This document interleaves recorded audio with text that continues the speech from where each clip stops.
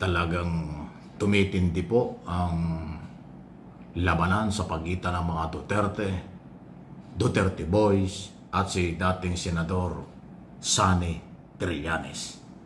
Abay, just imagine, ngayon lang nating panahong ito narinig, nung araw hindi natin narinig ang ganyan eh. Ay hindi na po nakatiis si Trillanes at inamin niya na siya daw ay hindi kayang bayaran ng mga Duterte.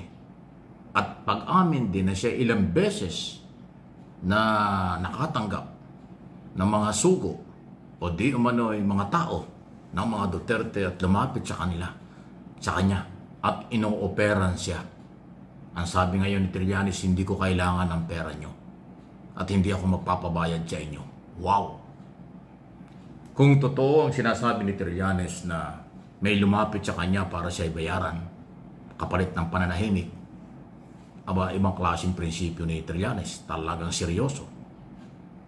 Ngayon lang huli niya pinaputok ito. 6 na taon siyang nakikipagbakbakan sa mga Duterte. 6 na taon siyang kaliwat kanan ng mga kaso na kinakaharap.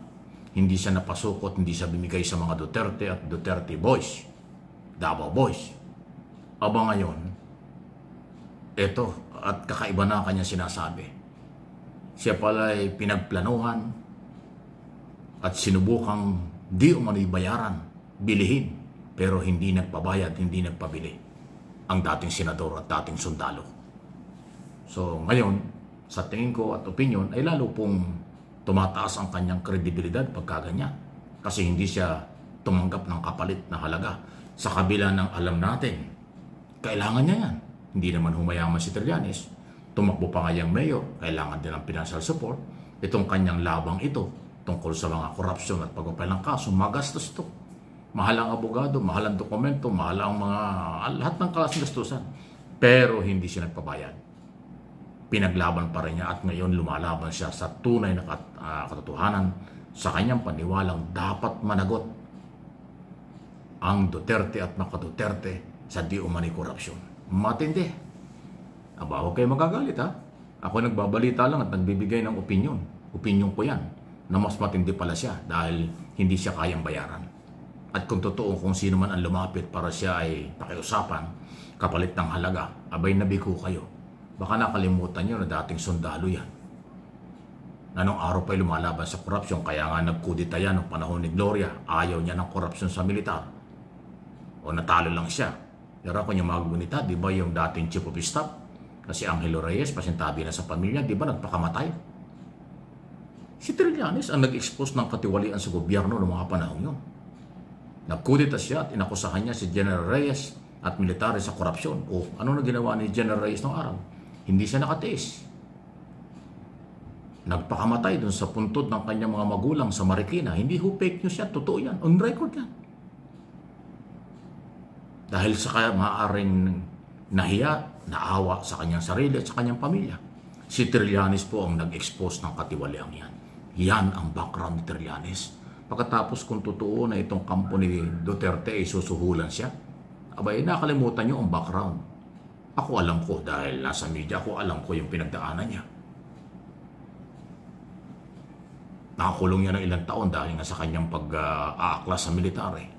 Isipin mo, dating chief of staff ng armed forces, nagpakamatay dahil sa isyu ng korupsyon at si Trillanes po ang nag-expose niyan. So paano mo ngayon mababayaran yan? Paano mo mabibili yan? Mukhang mali ang galaw kung sino man ang nagplanong siya ay bayaran. Naloko na. Yan ang Senador Trillanes. Yan yung dating sundalo na sundalo ang dating. Okay? Anong inyong masasabi dyan? Ito ang magandang balita mula kay Secretary Roque. Hindi yung abogadong pasaway na nasa abroad. Itong si Secretary Roque, yung babae po ito, siya yung Secretary ng Department of Trade and Industry o DTI. At meron na pong malawakang pagbabago sa kanyang departamento kasi po yung Philippine Contractor accredited ba yun? Board, yung pick-up, na controversial. Sa kanila po, sila po nag-i-issue ng mga business permit ng mga kontraktor. Ngayon po, ang sabi ni Secretary Roque, ang reforma na kanyang ginawa, pagtulong sa kampanya sa korupsyon, wala nang pwedeng maging member ng board of director o ng board na mga kontraktor. Dahil conflict of interest. Sa kasalukuyan kasi, ang mga kontraktor, member din ang board ng pick-up na yan. So yung conflict of interest nandun talaga. At saka yung bintahan, nagagamit yung mga kontrata, mga lisensya ng kontraktor, hindi na rin po papayagan. Malawakang reforma po ang ginagawa sa DTI kasi under ng DTI ang Philippine Contractor Accredited Board. Sa kanila yan, hindi yan Public Works. Nag-resign na nga yung director yan dahil napahiya sa matinding investigasyon sa Blue Ribbon Committee.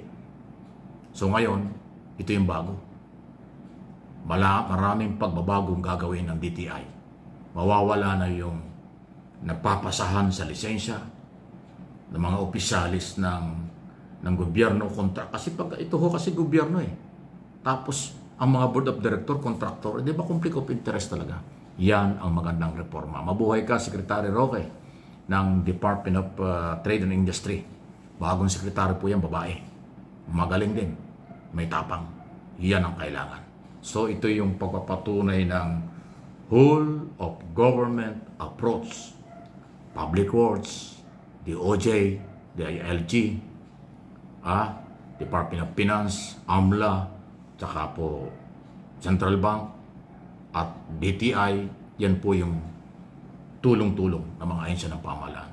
Whole of government approach na siyang gusto ng ating Pangulo para mapanagot ang mga sangkot sa korupsyon, para magkaroon ng kanya-kanyang reforma sa kailang area of responsibility nang hindi na maulit ang garapalang korupsyon sa pera ng bayan. Yan ang ginagawa ngayon ng mga kinaukulan sa ating pamahalaan. Binabalita ko lang sa inyo. Magandang balita ito sa majority ng mga Pilipino.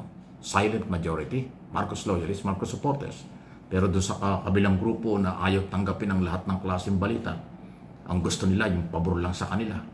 O pagka nabanggit natin sa balita yung kanilang idol, yung kanilang Duterte, nagagalit ka agad kasi mga saradong isip nila yan.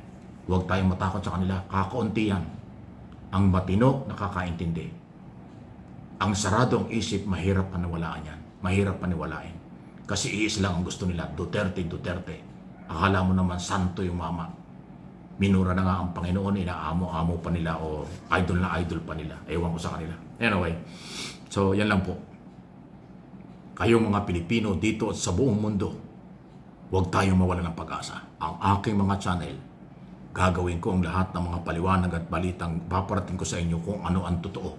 Wala akong pakialam sa mga nagagalit sa akin. Wala akong pakialam doon sa mga salungat.